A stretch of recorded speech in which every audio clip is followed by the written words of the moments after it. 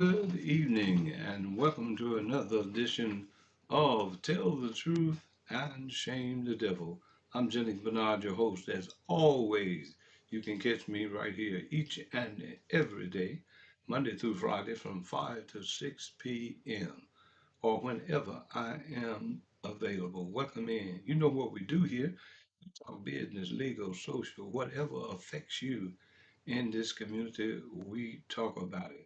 But most of all, we talk about politics. Politics is everything, and everything is politics here in the city of Memphis. Wow, wow, wow. Don't we have a lot going on in this city? Well, you know what's going on. You heard it. They rescinded and took back the appointment that they had put in place for Roderick Richmond, and they made him back the interim. Now they get to Wanda Murphy on there. She flapping her jaw and saying nothing as it relates to why they did it. Well, you know why you did it.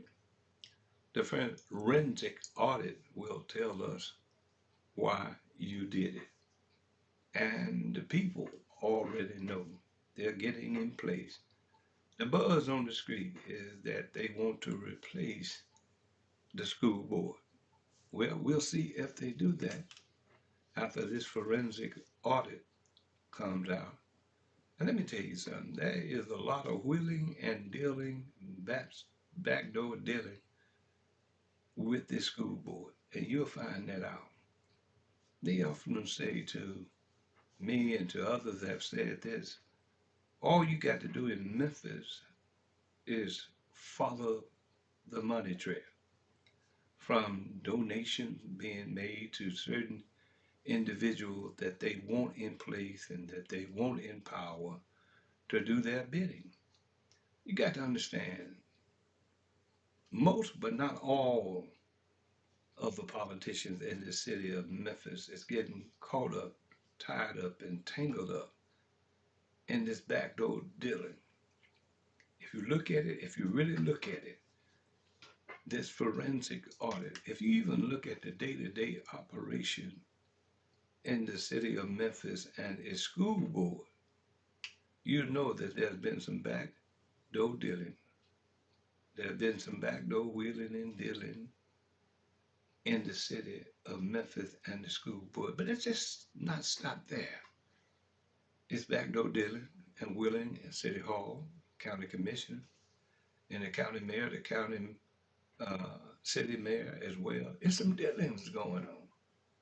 It's been going on throughout the history of this city. Power corrupt, but absolute power absolutely corrupt. Power will corrupt you if you cannot control power. Power will control you. And ultimately, power will take you down if you don't know how to deal with it. Now you look at some of these individuals that we have in our political position. They have no business doing it, being there, and they don't know what they're doing. And it's going to be proven. You know, it's more to sitting on any board than just saying aye, nay, and yea. It's more to that. Because that aye and that nay could get you in a whole lot of trouble.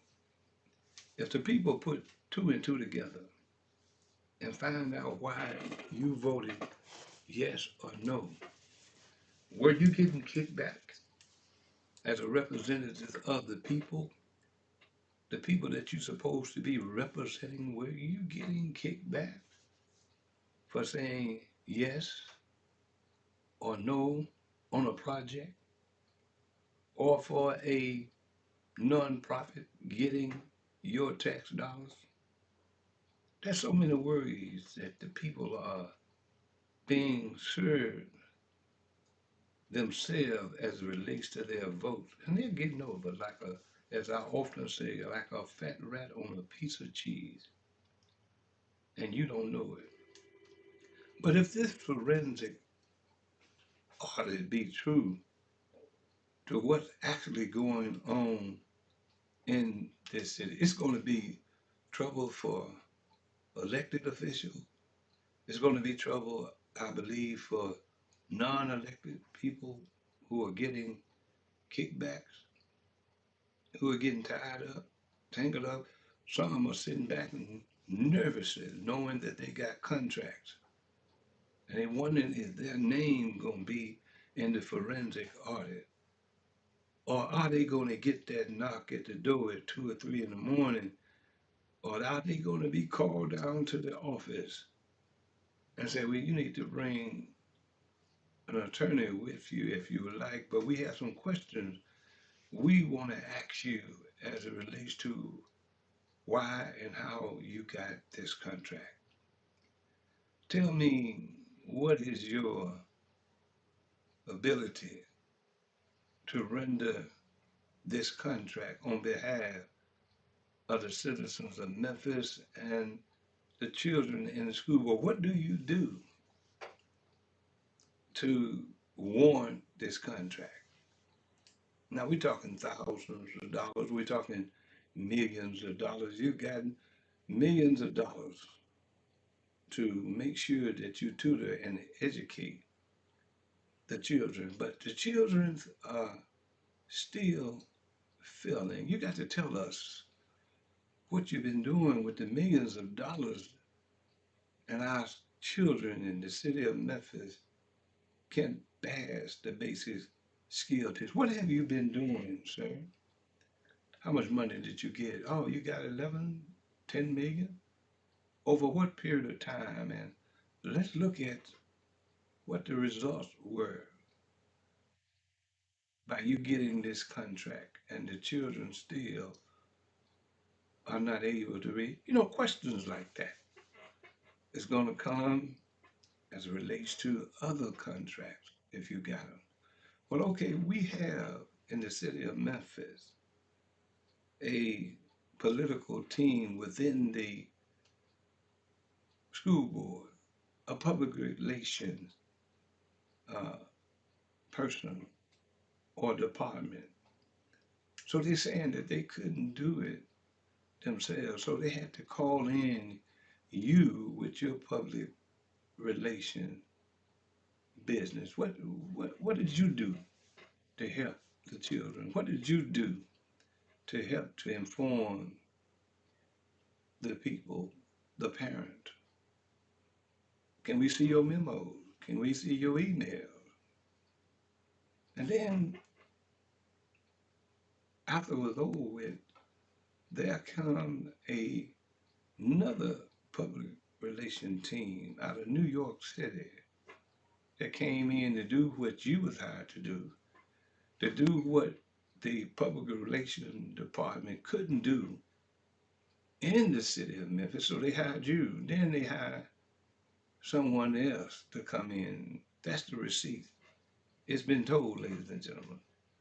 I'm just throwing some things out there to question that the people of real authority may call some of these people in if they look at these contracts. The word has already been maladministration, misappropriation of funds. Now, those are some heavy allegations or truth to be told. And then turn around, Dr. Richmond, you need to come in and talk with us. You need to also bring a lawyer with you because we got some questions to ask you. And then they go to asking him the question. And then they may say, well, why is it that when you became the interim, you took care of your wife at her school with only 14 children? What is the requirement for them to have a school? And why did you take care of your wife in her school when they were not going to give her the contract? Yeah, those are some that question that I'm not saying that's going to be asked, but I'm throwing it out there that could be asked.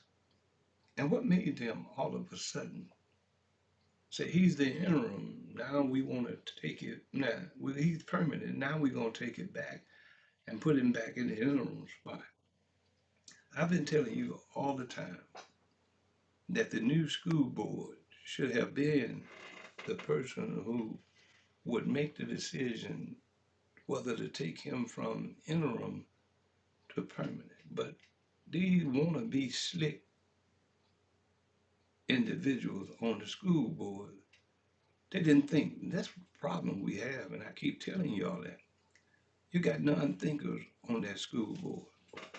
They do what they want to do. They want to play the game and make sure that Dr. Roderick Richmond was in place when the new school board came in. But now they say we got to look at what the forensic audit said. Well, they know what it says because they did the wheeling and the dealing. They knew every contract. They knew everybody who got the contract because they had to vote on it. And now all of a sudden, they're scrambling now. Let's reverse this. We decided that we would do this, and they got the biggest buffoon, in my opinion, on the school board to come out and try to deliver the message. Oh, this is the reason why we decided to put him back as interim. Well, you come up with whatever you want to come up with, but if that forensic audit has been done right, everybody that got something and they know they wasn't supposed to get it, they're shimmering right now. They're shaking because they want to know that in that bag of forensic audit, will they reach in it and pull out my name? That's what they're saying. Yeah, I'm living like a fat rat on a piece of cheese. I'm living good. But then how do I go from zero to hero? And my name may be in that bag. And now I got to scramble to figure out what I'm going to say, how I'm going to justify me getting the contract. Ladies and gentlemen, follow the money. In Memphis, Tennessee, and pretty much all around the world, there is politics, and politics is everything. They will and deal. And Memphis, Tennessee, see, understand something. They don't have enough sense in leadership to see that what they're about to do or doing it would come back. You know, I often say, he who sowed the wind shall reap the whirlwind. Well, guess what? The whirlwind is about to come from the wind that you put out there. Old folks used to say, what goes around, come around. You reap what you sow. So if you're sowing the wind illegally, then you're about to reap the whirlwind. And there are many ways that those people who make bad decisions can reap that whirlwind. Politically, in this election coming up, you can vote them out of office. Seriously, vote them out of office. Don't play with them. Seriously, get them out of the office. And these folks that they putting up to be the speaker or to try to convince you, all these folks gather together to let you believe that guess what? We are united. We doing the right thing. We got a plan. I don't want to hear any plan you got. Some of you have been in politics 8 years and you didn't have a plan. You got a paycheck, but you're proven you didn't have a plan because look at the city of Memphis. You got politicians right now running for office in the new election coming up in 28, and they just got elected in 24. They already planning to hoodwink you, to uh, run amok over you, and make you believe that everything is all right. How in the world can anybody elected or non-elected, appointed, can tell you that they are doing the best for the city of Memphis? They can do the best. But they don't know how to do it. All they know is this word, greed. Greed will get you if you don't know about it. Greed will get you every time. And ladies and gentlemen, in that bag of what we call forensic audit, my Lord, what will be in that bag? And then these individuals who call themselves power brokers, their name may be in that bag. Those individuals who think I can pick up the phone, I got the power to make things happen. Well, these elected officials that have been hoodwinked and bamboozled and ran them up to believe that they got the power to make things happen. They don't have the power. You have the power. You are the one that can make things happen because you are the one that's going into that booth by way of the power of God Almighty who is giving you that by inhaling and exhaling and giving you what He thought that you had, but evidently you got in the wrong line when He was passing out common sense because common sense would have shown me that if you was true leaders, we would not be the most violent city in America. We're more violent than Detroit, California, Chicago, Texas. We are more violent according to the real stats. And you got these knuckleheads here trying to tell you, oh, crime was down, and you saw crime every day. I saw it before the task force got here. I saw it. It was high. Then you going around and say, well, we was doing good. Um, we appreciate the help, but we had the crime coming down already. What if the crime was coming down already? Why did we need the task force? When the governor said that I'm going to send in state troopers to help in Memphis, what did you do? All you did is sit back, kept your mouth closed, and enough of you unqualified individuals decided we got to make some noise because election is coming up. And if the task force come in and do what we can't do, we gonna be in trouble. And you're right, you're in trouble. Common sense would say that you're in trouble. But then sometime in Memphis, common sense is rare and far between. Meaning that common sense sometimes when it comes to electing our elected officials don't show up. Because if common sense would show up when you go into the voting booth to vote, you would be voting on qualification, not name recognition, not uh, who know who, what fraternity, what sorority are you a part of. See, when you go in voting sorority or fraternity, you're stupid.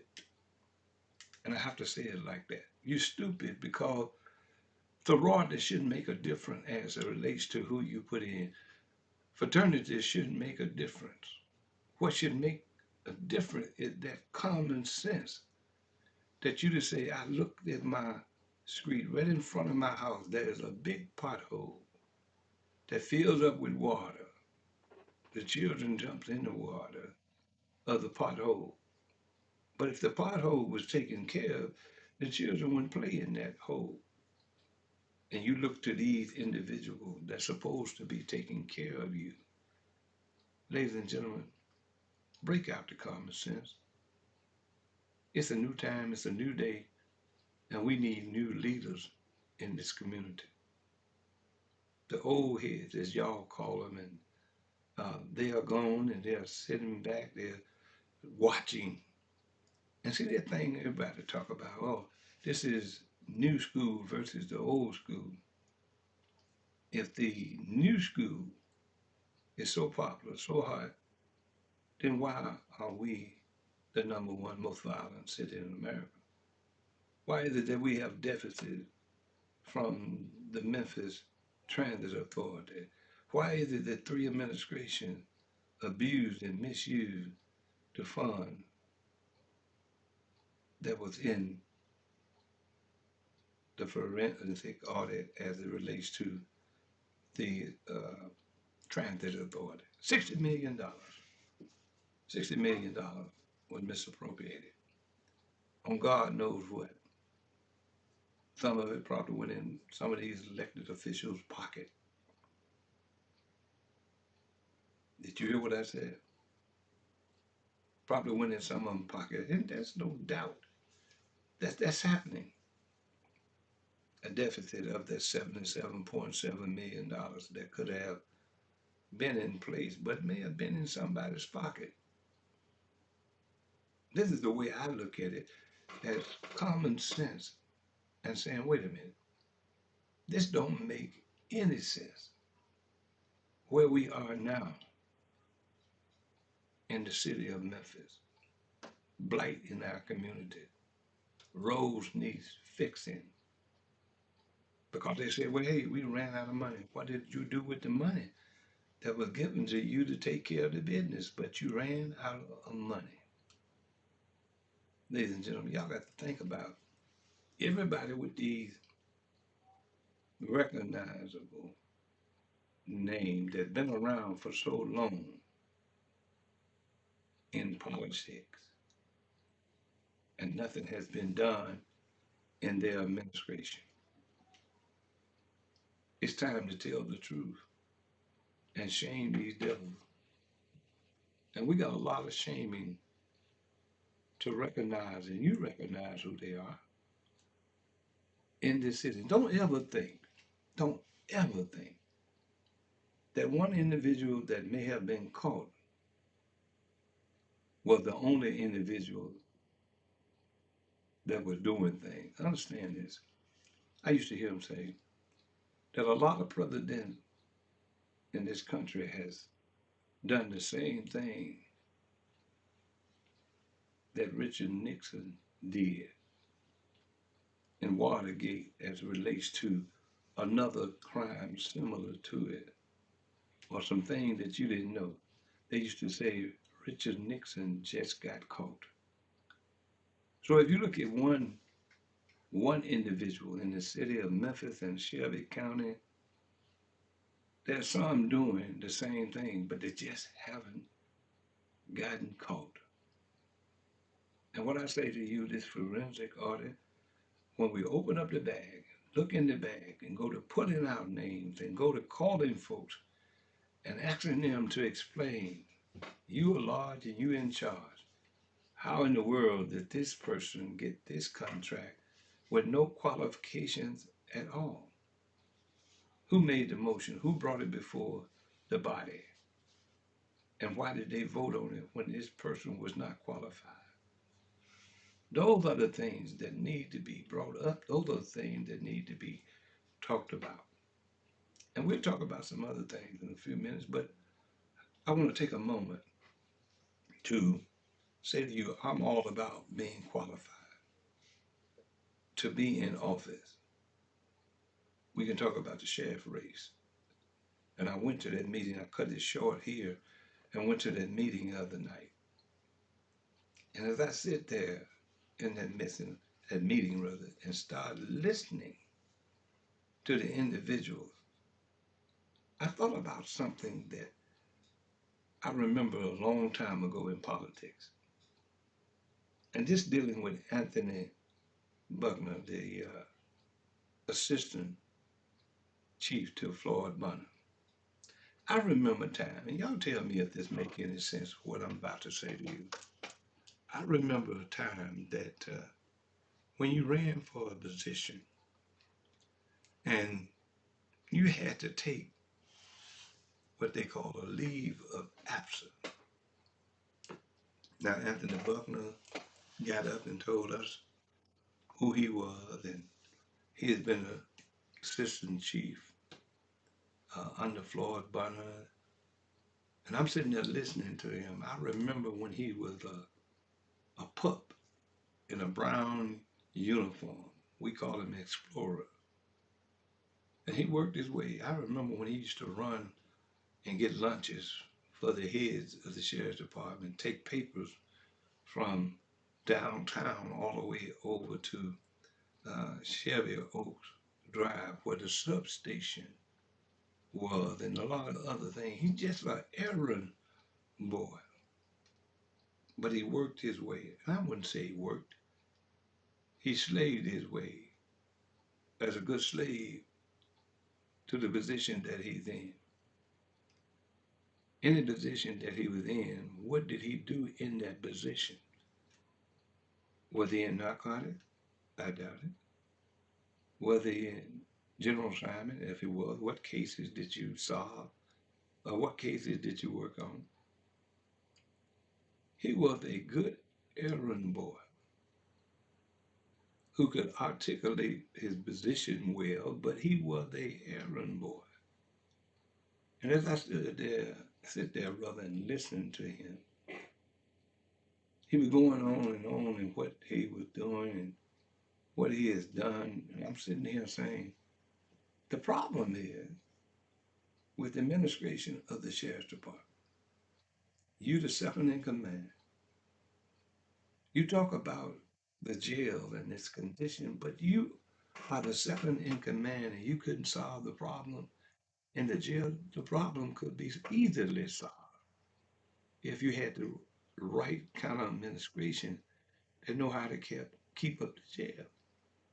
But see, understand something, and this is what people may not know. Every time they get your money, instead of taking your money, putting it back, every time, if you ever notice, every so many years, there's something new that you got to do in every department to spend money, whether it's the sheriff's department, whether it's the uh, transit authority, or any other business. You got to spend your money. They can't let your money sit. They raise your taxes, they find something to spend it on. They raise your taxes in regard to the wheel tax. That's supposed to have been a one-time thing, but then they spend the money. The wheel tax supposed to have brought in millions of dollars, but they said we were broke.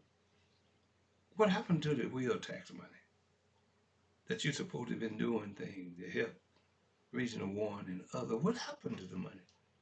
Because you said we was broke in Shelby County. Do you think because they got the money from the treasurer that now we're sovereign or we tight? No, because they took from Peter to pay Paul and they got to pay Peter twice because they didn't know how to manage the money. But you know, I was impressed way before I had her on this program on yesterday. Shalanda Ford, no relationship to the Ford, the Harold Ford, and none, no relationship. Her name just happened to be Ford. No relationship. So don't try to put her and tie her in with the Fords. That's two different set of Fords. You know, I found out uh, there are some Bernards. You would think that we was kin, but names spelled the same way up around Tipton County. I met him when I was a Mason, and we had a convention in Randolph Falls, and he walked up to me and said, "You Jennings Bernard?" Yeah. He said, "Well, I'm so and so Bernard." I said, "Oh, okay, Doc." Said spelled the same way, and we started trying to talk about family members, but there was no connection. Guess what? We both were Bernards. So I'm saying that to say to you, Shalanda Ford is not relative wise with the Fords of the funeral home. So some people will say, oh, she's a Ford. No, let's set the record straight. She is not a Ford on the Ford that you would think. But I do have respect for both sets of the Ford, her and the Fords that I've been knowing for years. I respect them. respect her. And I respect her to the point that I used to sit here in this TV behind this chair. I turn it on channel 10 when they are in session. On channel 10 during the day, you can put it on that channel and listen to the legislators in the House and the Senate. They will switch over from one house to the next house. And you can hear how they discuss the bills and bills that are coming up. You know, I was listening the other day when they was talking about CVS. You've seen these commercials that saying tell your legislators not to shut down or vote out the CVS in your community because you need them. They was talking about that issue, and I was sitting listening to it. I was jotting down some things. They talked about them, the school board, and how it passed, and it was about to go on and real soon pass it and get it where they coming to take over, and they are coming to take over. But see, none of your elected officials will give you in depth what is going on, but they're behind me here. If you just took a few hours out of your day and just listen, you will find out a lot. The same on these 88.5, the school channel. You used to could hear the city council. I don't know whether they still do it, but that used to be the dial. The same as the county commission. You could hear all of that. And y'all, I apologize. I'm looking at and talking at the same time. I have to make sure that this panel is doing what it's supposed to do so you can hear me clearly. So if you see me looking around the room and talking to you, that's what I'm doing, making sure that everything is sound. But let me get back to Shalonda Ford. I saw her when she was in Nashville, and she talked about how she got together, and she saw where people was coming in losing their property because the elderly had no one to keep them up about their property. And old ladies, old gentlemen was losing their property because these crooks out here would walk in with fake deeds with a notary. And she said at one point it was all about the notary, that you could walk into that deed office, bring phony deed and had it notarized. And they would take it and accept it. And then all of a sudden the sheriff's department would come to that old lady's home, that old gentleman's home who had paid the price of that house, and then somebody come and do a fake false deed and they take the house from the elderly person that had been in that house for 30, 40, 50 years, and somebody just come and take. But she got to work, ladies and gentlemen. She went to work to go to Nashville on behalf of you and I, went up there and took legislation, had G.A. Hardaway, and I hope G.A. Hardaway get that situation that he's dealing with, that I always got anywhere from 75 to uh, 60 to 75 signatures, because you never know, that person may not live there anymore. You make sure that you go down there and turn it in time. If you got 75, they'll call you and tell you you're good, or they'll post it that you're good. But if you get just a few above the requirement, somebody, and this happens at G.A. Hardaway, that may not have been qualified, may not live in the residence anymore, and he feels short. So we'll see what he have to do to get representation for that district, because right now, nobody is there to represent that district. So you got to do your due diligence to make sure that you do things the right way. Wish him well. Hope he can get back in there and continue to represent the people. But here we are. When Solanda Ford went there before the committee talked to him, I was looking at her on this TV, how she sit there and told her the concerns of what was happening to the elderly and to residents, young and old, in this community that people are taking their property. She got the legislators to look at it and they agreed with it. She had that on, got it moving. Then she went as far as to draw up the penalties for those individuals who are coming into office with fraudulent deeds. She got it to be a felony. And she told you on the program yesterday. Now they can get some serious jail time, from 2 to maybe 5 years or more, because she did the job that nobody else even considered to do. They just stamp it and let it go on, and it's not their fault they run in the office. It's the people who lost the property fault. But she fought for you. She fought for you, and she went up there and did what was necessary, ladies and gentlemen, to slow the roll down to these people taking it to home. But you know, crooks gonna be crooks because they got locks in their heart. They can't do nothing about it. They're gonna be crooks, and they're gonna go and take some more deeds. But there is some serious consequences because of Shalanda Ford, who wanted to make a difference in that office, who wanted to protect you in that office.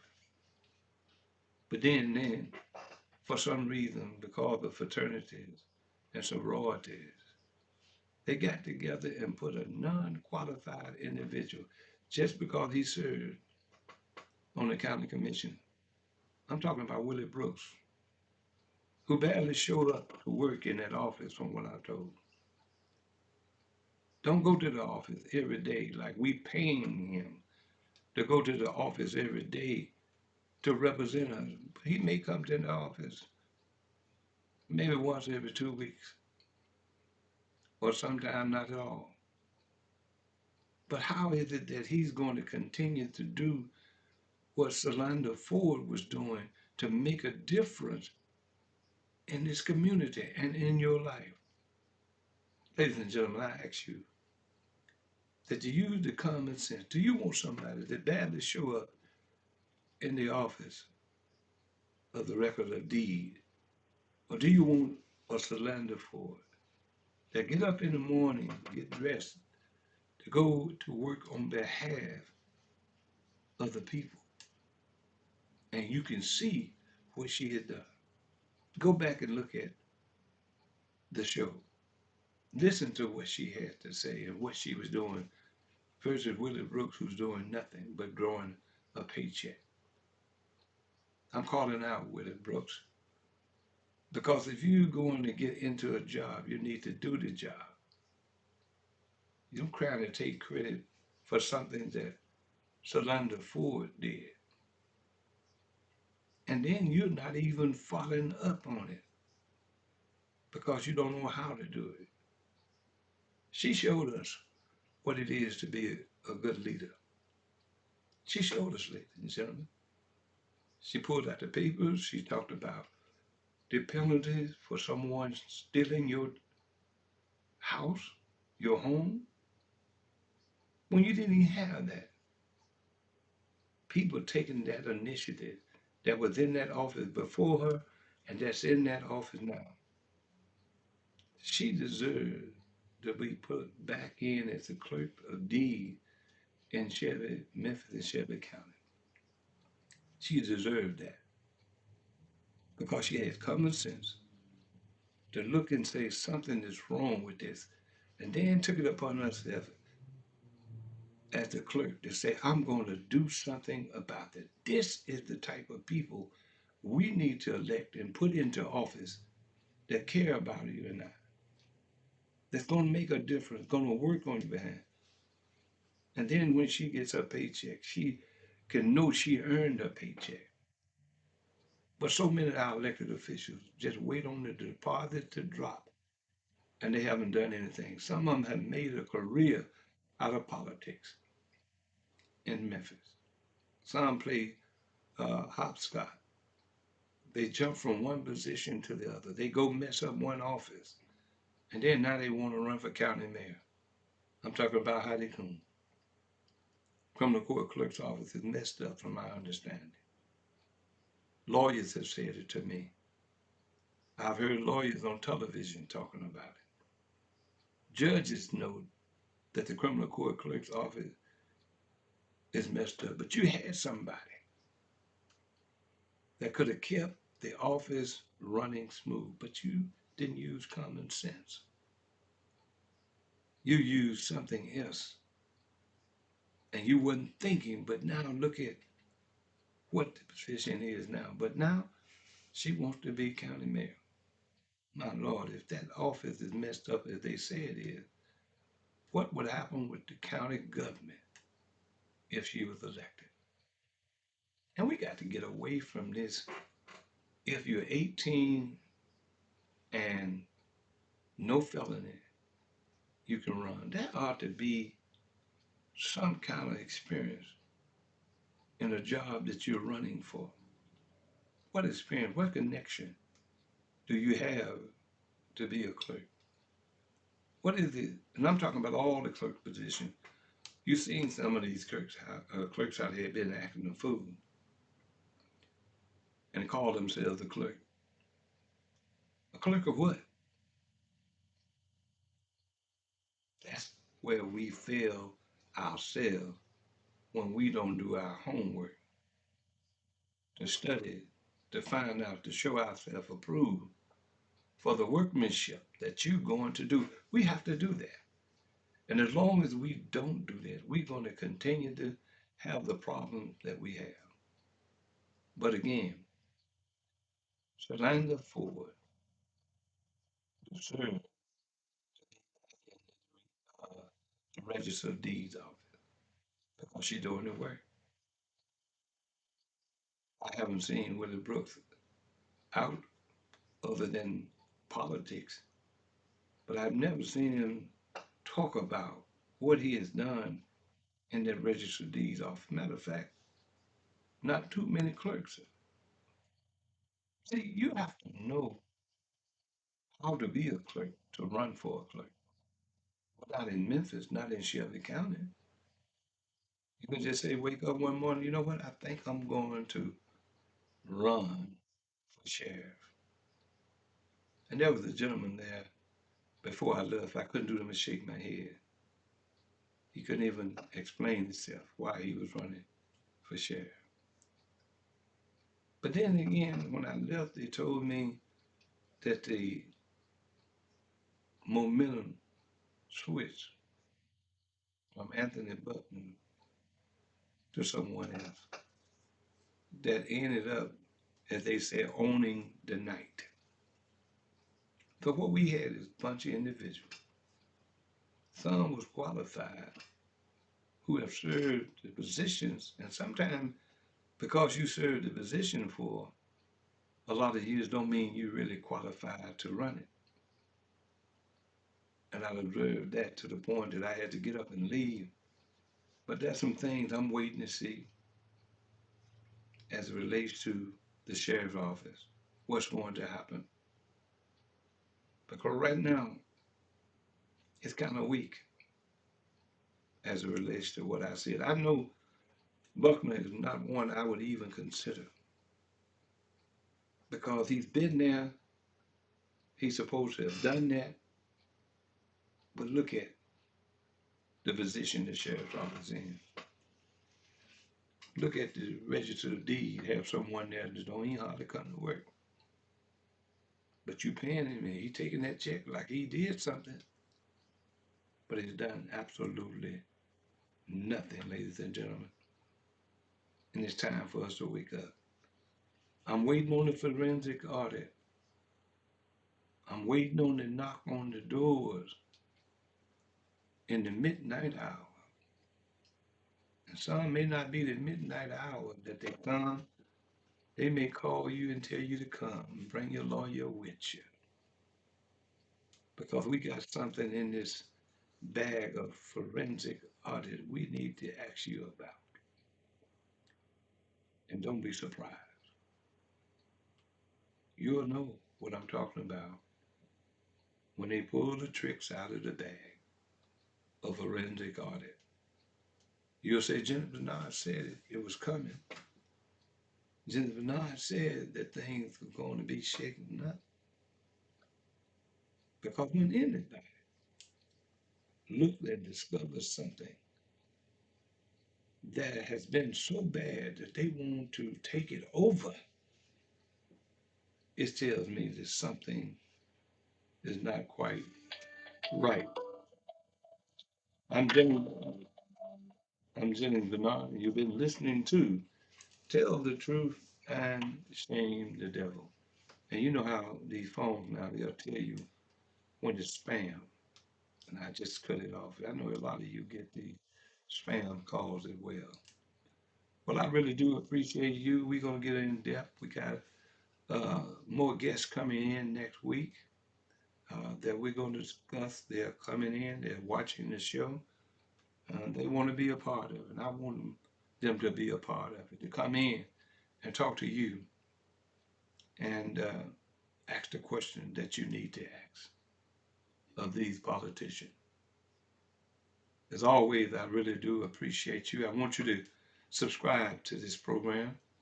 Go back there, hit the subscribe button, then the like button, and tell your friends and family members to do the same thing. We are up to the 5,000, but we got more and more that are friend requests that's in line. And always remember this, we can discuss things without being disagreeable. But when you come in and you want to take pot shots, we can take pot shots at each other all day long. But then again, you got to have some meat on the bone. Don't give me your opinion if you don't have many meat on the bone. Your opinion is your opinion. You're right to your opinion. But when you attack people, understand that person can attack you back. But we are not in this position to attack each other. We're in this position to learn from each other. I don't care if you support somebody and I'm different in my opinion and my opinion of that individual. You have your right to your opinion. I have my right to mine. I'm about qualification. I'm about individual that's knowing how to do the job. If you're the assistant chief now and the jail is a mess, how is it that you can fix it?